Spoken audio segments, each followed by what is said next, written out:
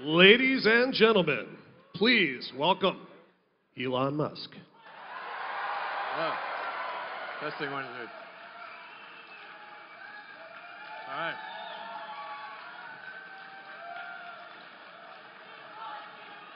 All right. All right. Welcome, everyone, to the Model X launch.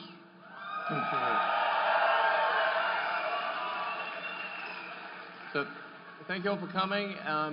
The Tesla team has worked incredibly hard. They've done, I think, an amazing job, and I'm really looking forward to showing you the car. I want to start off just by reminding people like what the mission of Tesla is to accelerate the advent of sustainable transport. As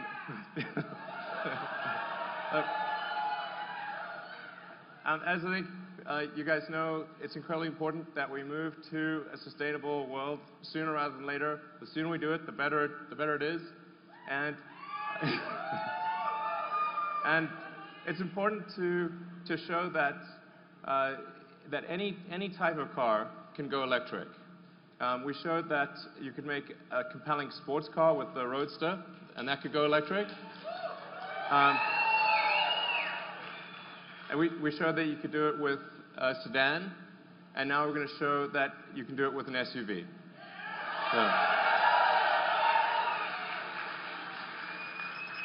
So we're going to start off with what's actually most important for a car, which is safety.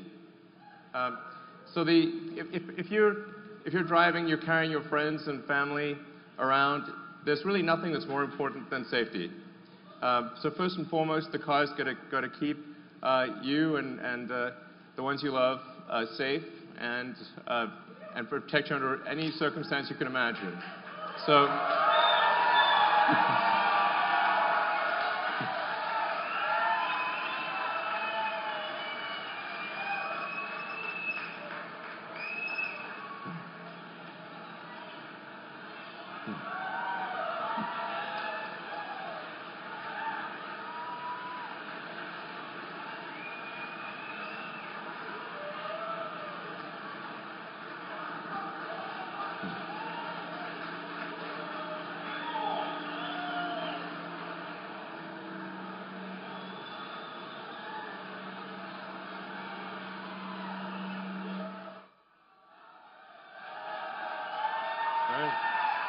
Thank you.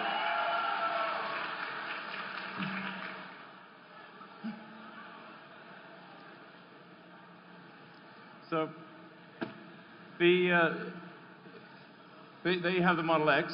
I'm going to talk a lot more about the details of the car, but I'm going to start off with safety. With the Model X, we've created the safest SUV ever. It's the first SUV that's 5 stars in every category.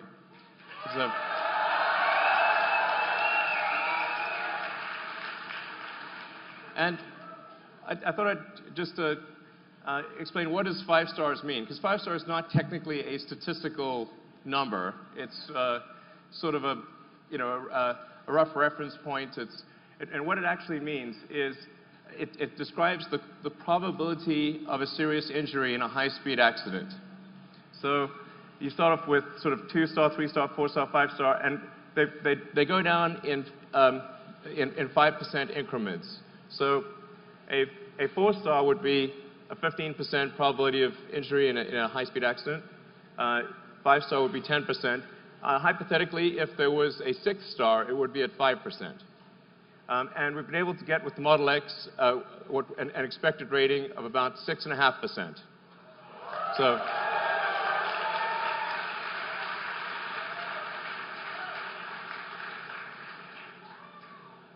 And so let me explain how we get to such a low probability of injury. It goes to the design of the car and the fundamental architecture. So starting off with the frontal, what happens in a frontal crash. This is where most injuries and deaths occurs in a frontal crash. And normally with a gasoline car, you've got a large steel engine block in front. And so in a high-speed impact, that engine block compresses into the passenger compartment and obviously causes damage to the people that are sitting there. With the Model X, there is no such thing. So we have a small electric motor that's down low by the battery pack. And the net effect is that you've got a much larger distance for the crumple zone. So it's really taking impact energy is about force over distance. And if you've got a longer distance, you can actually distribute that force over that longer distance and have a better deceleration and not impact the cabin. So in the case of the frontal zone, you've got something that's the equivalent of, like, if you were to jump out of a tall building into a pool, it's the difference between jumping into a pool or a pool with a rock in it. So you don't want the pool with the rock in it. So then going on to a side impact, the Model S and the Model X are about half of the next best in the SUV class. So the X is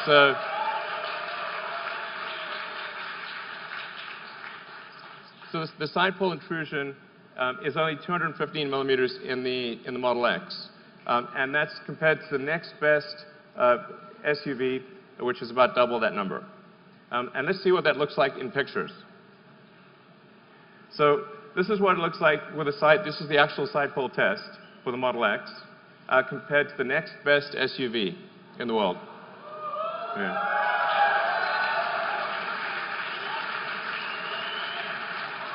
I mean, this is the difference between life and death. This is a really big difference.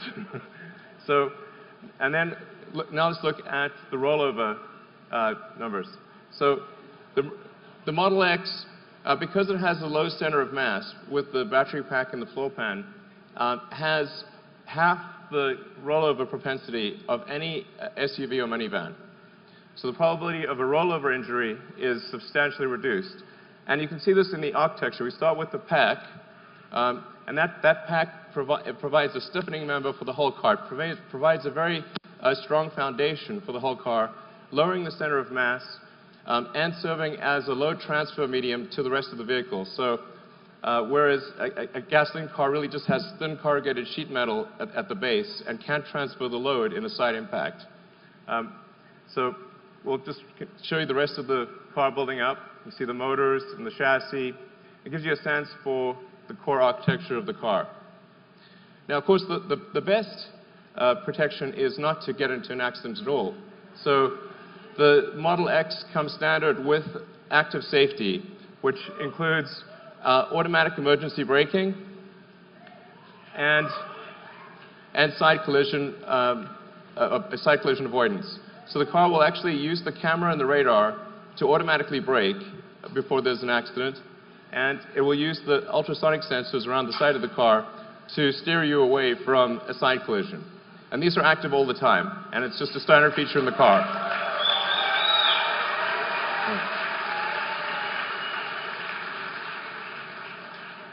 Now, the third thing, which is sort of topical, is air safety. Now, we designed the car well before recent events.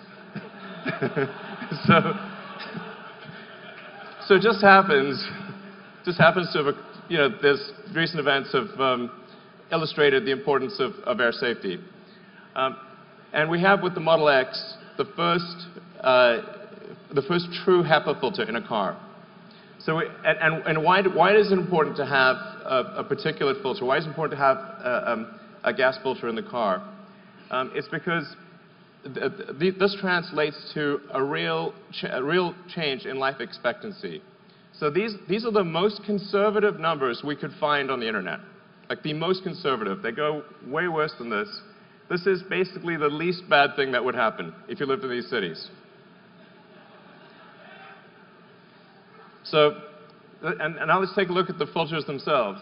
I want to show you just how much of a difference this is. The top one is our primary air filter. The one on the left and the bottom is our secondary air filter. The one on the right is a normal car air filter. I think we've got some of those here. So this is what a normal car filter looks like. It's really quite small. This is the this is the primary air filter of the Model X. And this is the secondary air filter. Our secondary air filter is bigger than the primary air filter of a typical car. So and not only is it 10 times larger area, but the quality of the filter is greater. So that translates to a several hundred-fold improvement in the filtration capability. It is 300 times better at filtering bacteria, 500 times better at allergens, 700 times better at soot smog, and 800 times better at filtering viruses. And this is on a bad day. So this is the minimum passing grade when it's just operating at its worst. So, so in addition to the particle filters, we have 3 layers of active carbon. So we've got one universal adsorbent layer, that's the initial layer. Then we've got another activated carbon layer that's meant for acid gases, and another one for alkaline gases. The net effect of the air filtration system is that you have air cleanliness levels which are comparable to a hospital operating room in the car. And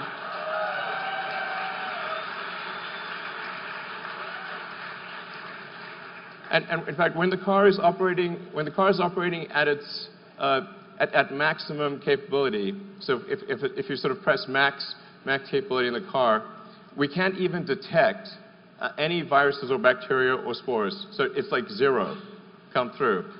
So if there's ever sort of a apocalyptic scenario of some kind, hypothetically, you just press the bioweapon defense mode button. This is a real button.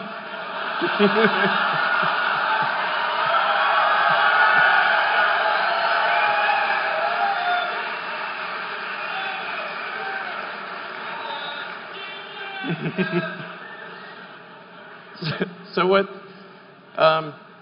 yeah, we're trying to be a leader in apocalyptic defense scenarios. So let's move on to the car itself. Like, what's cool and fun about the car? Doors and windows. Okay. So you're obviously familiar with the Falcon Wing door. What we also have is an auto-presenting front door. So what it'll do is it'll triangulate my position and detect that I am moving towards the front door. It will open the front door without me touching anything. I will sit down and it will close the door, like an invisible chauffeur. Yeah.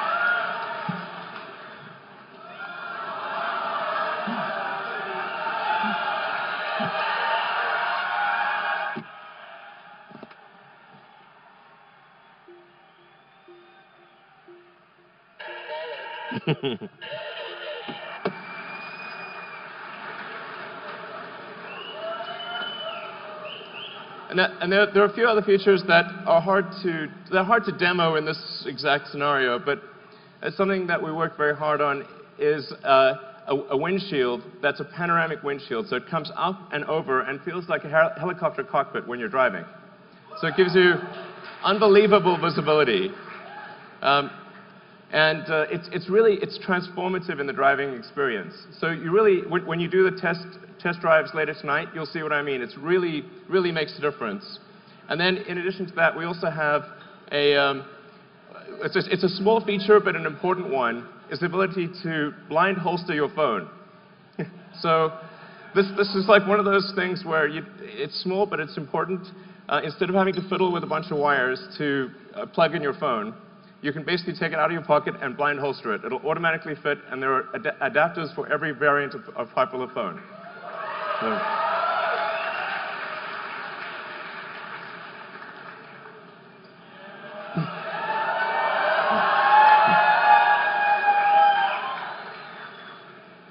So let's open these doors.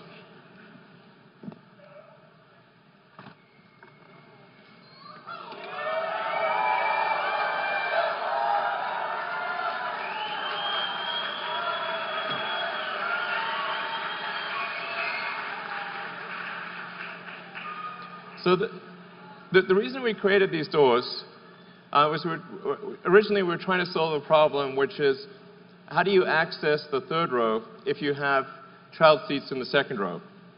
And I encountered this problem when I first got a gasoline SUV, and I had twins, and once you put them in the second row, you couldn't access the third row. So we wanted to have an opening that was big enough so that you could do that. So you could have real utility of the third row, even if you have kid seats in the second row. So you basically just press the button. The seats will go forward, and I can step directly in. So.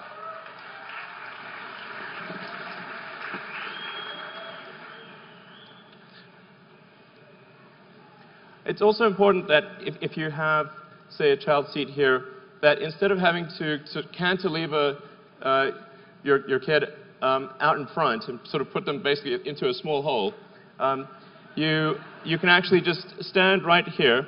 You can actually step into the car if you want, and you can just put your child down in the child seat. It makes a huge difference in terms of back strain and comfort. So those are the two functional reasons, and then it also looks cool. So, yeah. So that's the Falcon Wing doors. And now, obviously, a question with the doors is, so how do they fit in tight spaces? Well, we'll show you. Let's bring out the cars. Yep.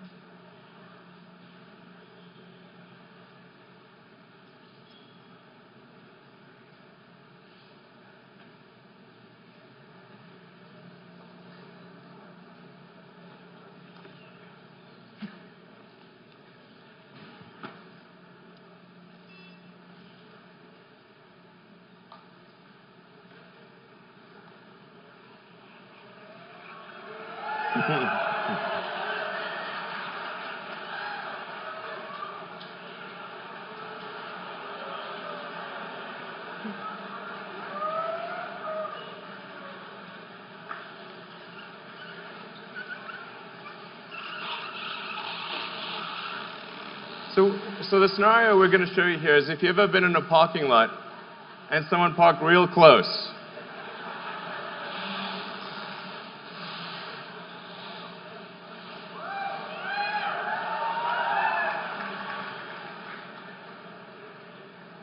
So that I don't know if you can see well here, but there's only about a few inches separating the side mirrors on each side of the car. So we're going to open the Falcon Wing doors where there's barely enough room to squeeze between the two cars.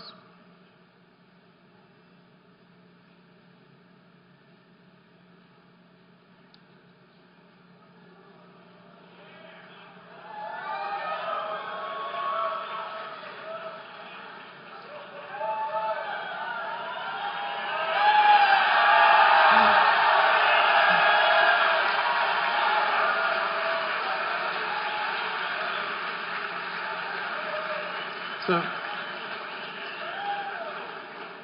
the reason it's able to do that is because, unlike a traditional gull-wing door, which is only actuated on a single hinge, the Model X Falcon Wing doors are actuated on two hinges. So it's able to move up and over instead of simply moving out in a broad arc. And moreover, if you compare it to, say, a minivan door, let's open the minivan door here. You can see that when the minivan door opens, I can't even get through that space. So let's close the minivan door. Now the Falcon Wing door is open.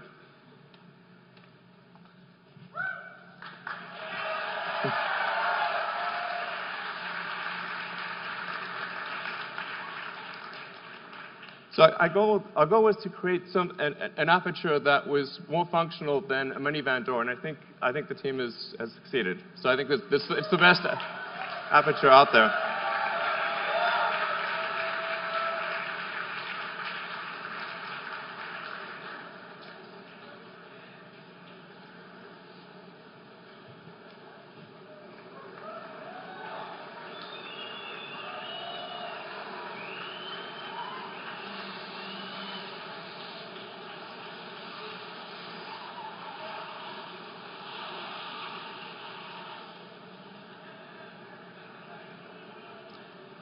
And just to illustrate what it's like in a garage, so you saw what it's like if it's tight from a side standpoint.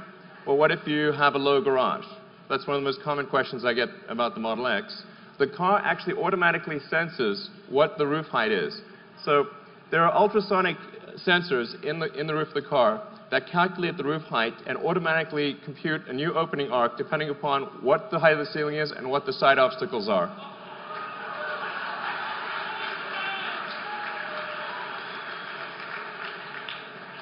We actually developed a new ultrasonic sensor that's able to do sonar through metal. So in order to avoid having a puck, which is ordinarily needed for ultrasonic sensors, we thought the aesthetics of the puck would not be good because it would have to be in the center of the door. So we actually developed an ultrasonic sensor that can literally see through metal. All right. So let's maybe talk a bit more about the second row seats.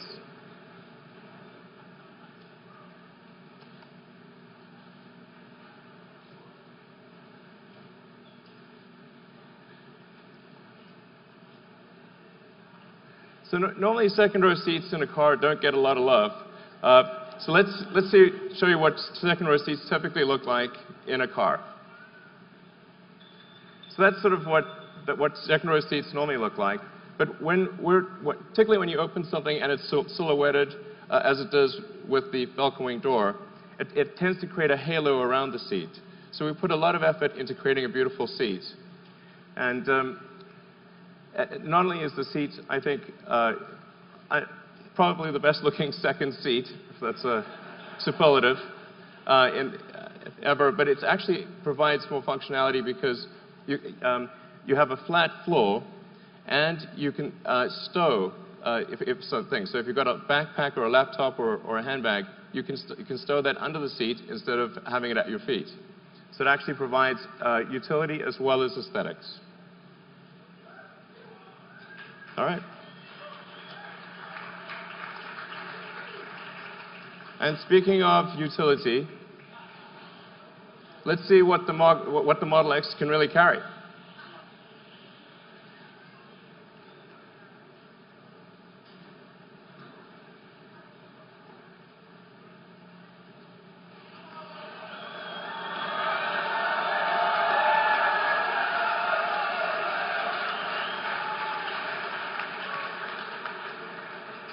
So the Model X is capable of towing 5,000 pounds. So 5,000 pounds while carrying 7 people and quite a lot of luggage. Check it out. Yeah.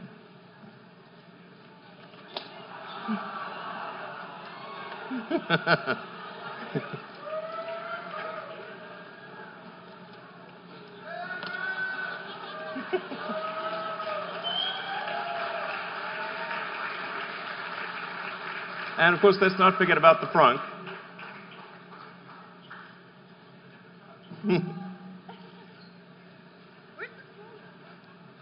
Yes, we need the stroller.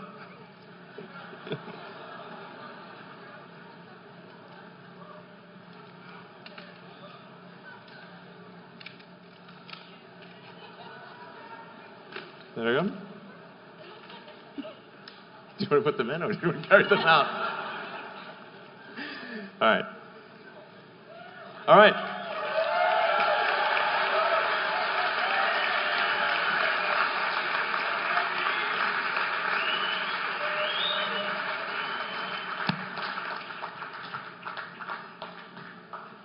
All right, so there you have it. Model X carrying seven people, a 5,000-pound trailer, and I lost count of how many bags, and a stroller.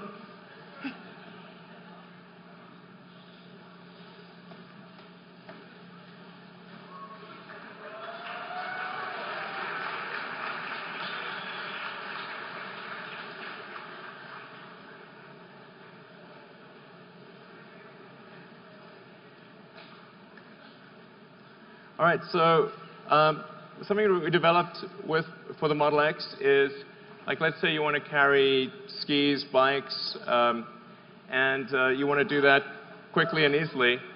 We made an accessories hitch that can be put on by a kid in approximately 10 seconds. Thank you. I think that was more like 5 seconds. So the accessories hitch can carry up to 4 bikes or up to 6 sets of skis. And you can close the trunk and have full functionality with the rest of the car.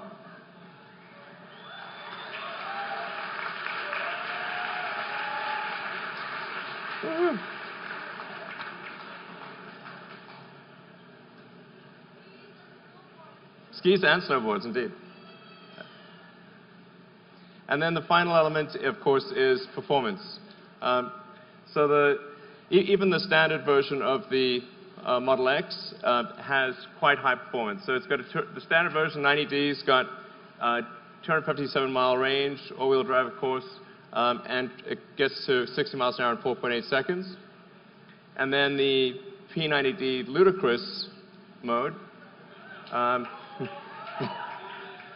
mean, this goes so fast it's wrong. Do 0 to 60. This is an SUV, and it'll do 0 to 60 in 3.2 seconds.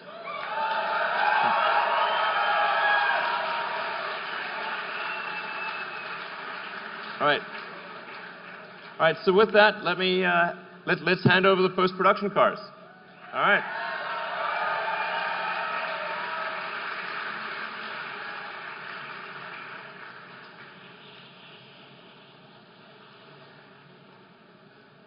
All right, so let's see, VIN 6. Hey, Ara. What's up, man? Amazing. Hey. Congratulations. Such an awesome job. All right, cool. Nice license plates. All right. All right.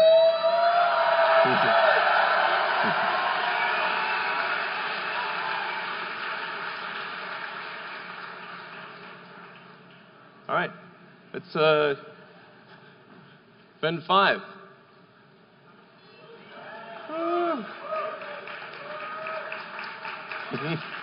Car's coming soon. All right. You see? Is it okay? Hopefully the call will be here soon.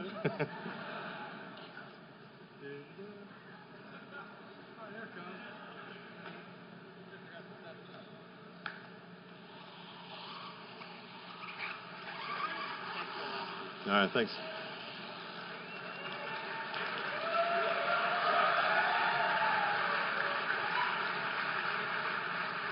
All right, then VIN 4.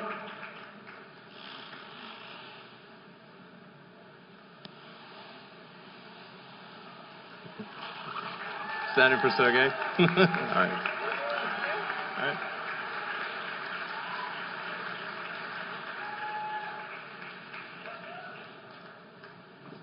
Hang on, let's see. VIN 3.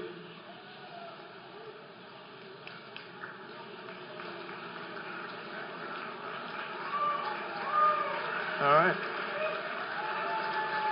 Good to see you. Absolutely. Congratulations. Thanks. Hey. Congratulations. Thank you.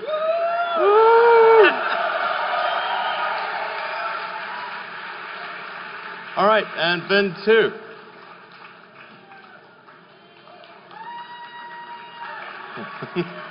All right. Yeah, man. Yeah. All right.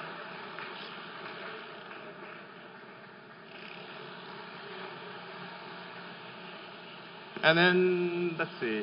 Then the final one is my car, which is going to be up in a moment. And I will leave up. I'll leave my car on stage when it arrives, so that you can come and take a close look at it and pull around it and that kind of thing. And that's that. Really, I hope you have a great night. Enjoy the test drives. So, I'd like to thank you, and I'd like to thank the Tesla team who worked super hard to make this night work. All right, thanks. Have a good night.